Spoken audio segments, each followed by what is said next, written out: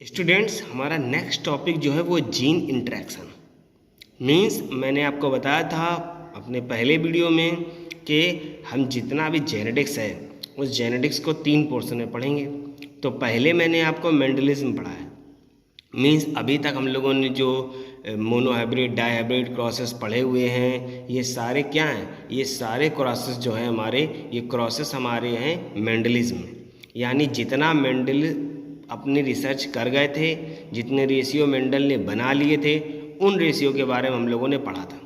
लेकिन अब हम जो पढ़ेंगे वो पढ़ेंगे क्या? Modern genetics. मींस अब हम पढ़ेंगे जो मेंडल के बाद की जेनेटिक्स है, यानी मेंडल के रिसर्च के बाद जो खोजें की गई, उन खोजों के बाद जो जेनेटिक्स निकल कर आई या जो उसके बारे में पता चला कि मेंडल के रेशियो से कौन कौन से रेशियो मैच हो रहे हैं, क्या सारे प्लांट मेंडल के फॉलो कर रहे हैं रूल्स को कि नहीं कर रहे हैं, अब हम उसके बारे में पढ़ेंगे। तो सबसे पहले हमें जीन इंटरेक्शन समझना पड़ेगा। यानी जीन्स के बीच जो रिएक्शंस हों, जीन्स के बीच जो एक्शंस हों, दो जीन्स एक दूसरे को कैसे स्टेबल करते हैं, कैसे डोमिनेंट करते हैं, कैसे रिसेसिव करते हैं, इसके बारे में पढ़ें। तो क्या कह रहा है? The expression of a character bye the interaction of 2 or more than 2 gene is called gene interaction. Means किसी एक कैरेक्टर का एक्सप्रेस होना जो है वो 2 और 2 से ज़्यादा अगर जीन्स पे डिपेंड करे और वो आपस में इंटरेक्ट करें तो उस प्रोसेस को हम लोग बोलते हैं gene interaction. Such interaction are explain by factor hypothesis propose by Bateson and Punnett. अब आपको मालूम हो ये जो हमारी एक्सप्लेन की गई फैक्टर हाइपोथेसिस। अब सवाल आएगा सर फैक्टर हाइपोथेसिस क्या है? तो मैंने आपको बताया था कि मेंडल ने जीन वर्ड नहीं यूज़ किया था। मेंडल ने अपने भी जितने भी जेनेटिकल क्रॉसेस कराए, जितने भी एक्सप्लेनेशन किए, उसमें उन्होंने फैक्टर यूज़ किया। उसी जीन को बाद में फैक्टर को जीन बोला गया, लेकिन मेंडल ने उस समय जीन यूज़ न करके उन्होंने यूज़ किया था फैक्टर, इसलिए उसे हम बोलते हैं फैक्टर हाइपोथेसिस। और फैक्टर हाइपोथेसिस को प्रपोज किया था बैटसन एंड पुनेट ने। बैटसन एंड पुनेट ने, पुनेट का मैंने चौखाना यानी पुनेट स्क्वायर मैंने बताया था आपको आगे पिछले जो वीडियोस आए उनमें। नेक्स्ट बात करते हैं, according to this hypothesis some character are produce by the interaction of 2 or more pair of factors या जीन्स। मीन्स इस हाइपोथेसिस के अकॉर्डिंग सम कैरेक्टर्स जो इंटरेक्शन होगा प्रोड्यूस होंगे हमारे 2 or more pair of factor यानी जीन्स के pair की वजह से होंगे। इसमें जीन्स एक दूसरे को डोमिनेंट करेंगे, रिसेसिव करेंगे, जिसके थ्रू हमारे ये आएंगे। अब आते हैं इसके बारे में जीन इंटरेक्शन क्या है। तो जीन इंटरेक्शन को 2 पार्ट्स में बांटा गया है। एक है एलीलिक इंटरेक्शन जिसको हम लोग इंट्राजेनिक भी कहते हैं, और दूसरा है नॉन एलीलिक इंटरेक्शन जिसे हम इंटरजेनिक कहते हैं। फिर से ध्यान दीजिएगा, पहला है एलीलिक इंटरेक्शन जिसे हम इंट्राजेनिक कहेंगे। इंट्रा मीन्स क्या है? मैंने यहाँ डायग्राम दिखाया है, देखिए 2 क्रोमोसोम्स हैं और इन 2 ये होमोलोगस क्रोमोसोम्स हैं, और इनमें देखिए एक साइड पे कैपिटल लेटर है जीन्स हैं और दूसरे साइड पर स्मॉल लेटर है। यानी ये कैपिटल लेटर ए है, ये हमारा स्मॉल अपोजिट होगा। एक ही कैरेक्टर के लिए मतलब एक कैपिटल है और एक स्मॉल है। अब अगर मैंने एलीलिक इंटरेक्शन की बात की है तो एलीलिक इंटरेक्शन में क्या है? अगर एक कैरेक्टर का जीन आपस में रिएक्ट है, मतलब कैपिटल सी वाले और स्मॉल सी, अगर कैपिटल सी और स्मॉल सी आपस में एक दूसरे को इंटरेक्ट कर रहे हैं, आपस में एक दूसरे से रिलेट कर रहे हैं, तो वो हमारा कहलाएगा एलीलिक इंटरेक्शन यानी इंट्राजेनिक। एक ही जगह पर अगर सी वाला सी से कर रहा है, बी वाला बी से कर रहा है, ए वाला ए से कर रहा है, तो ऐसे इंटरेक्शन को हम लोग बोलेंगे एलीलिक इंटरेक्शन। नेक्स्ट दूसरी बात करते हैं नॉन एलीलिक इंटरेक्शन की।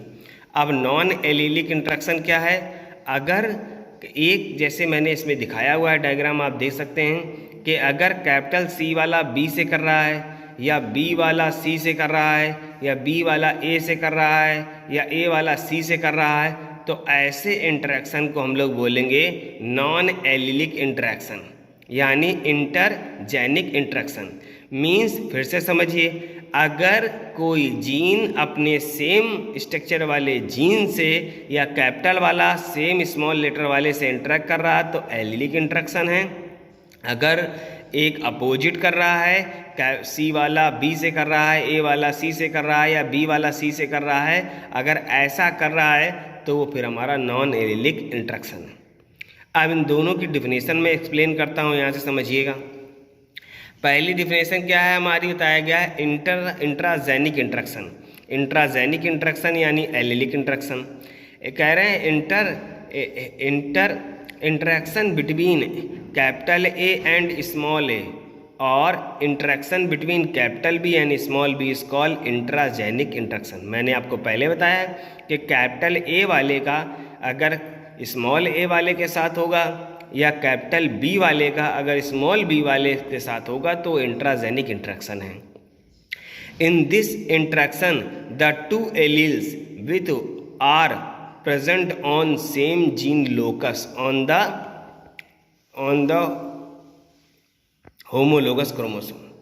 अब मैंने आपको पहले बताया था कि लोकस क्या होता है, किसी जीन की जो पोजीशन होती है, किसी क्रोमोसोम पर किसी जीन की जो पोजीशन होती है उस पोजीशन को हम बोलते हैं लोकस बोलते हैं। और होमोलोगस पेयर की बात हो रही है कि होमोलोगस पेयर में जो जीन्स होंगे अगर कैपिटल ए वाला स्मॉल ए से और कैपिटल बी वाला स्मॉल बी से रिएक्ट करेगा तो वो इंट्राजेनिक इंटरेक्शन कहलाएगा।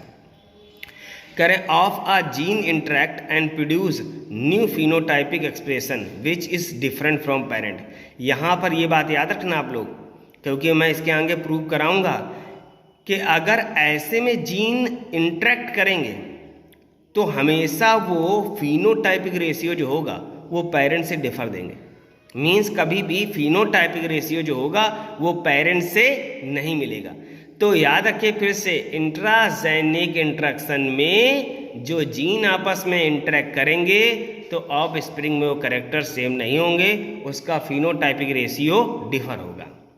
एग्जाम्पल के तौर पर incomplete dominance, codominance, multiple alleles और लेथल जीन्स, यानी ये जो चार हमारे हैं ये एग्जाम्पल हैं किसके, ये एग्जाम्पल है हमारे इंट्राजेनिक इंटरेक्शन के, जिसमें रिजल्ट हमारा कैसा आएगा, डिफर आएगा। नेक्स्ट दूसरी हम लोग बात करते हैं इंटरजेनिक इंटरेक्शन।